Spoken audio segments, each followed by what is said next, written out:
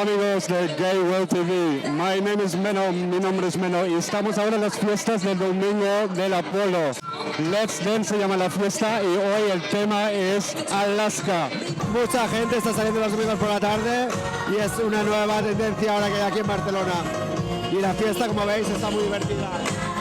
Y aparte de música, se interrumpe momentitos para hacer actuaciones divertidas, para que la gente no solamente sea una discoteca, sea algo más que eso.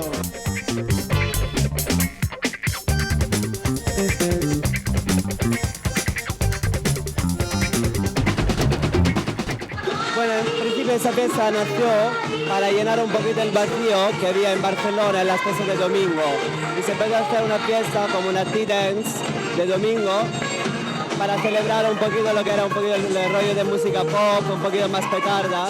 Y de hecho se hizo Let's Dance con esta idea, o sea, de crear para un público gay y gay friendly la tarde del domingo en la mejor sala de Barcelona, la sala que más página tiene, una fiesta dedicada a una estrella del pop.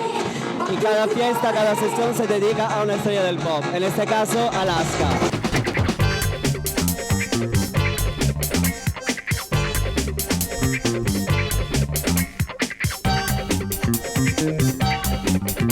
Pues vengo de Murcia a Barcelona a darlo todo. Es la primera vez que vengo y realmente me ha sorprendido mucho, Y te veo muy feliz, ¿eh? Sí, sí, súper feliz.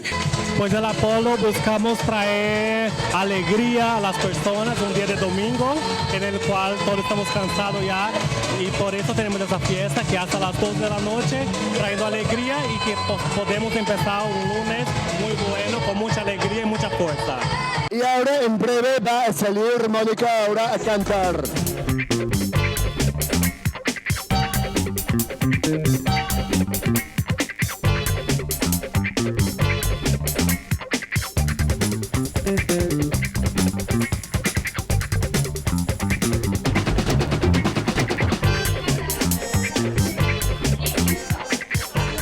Bueno, una fiesta en Apolo esta noche, domingo, fantástica.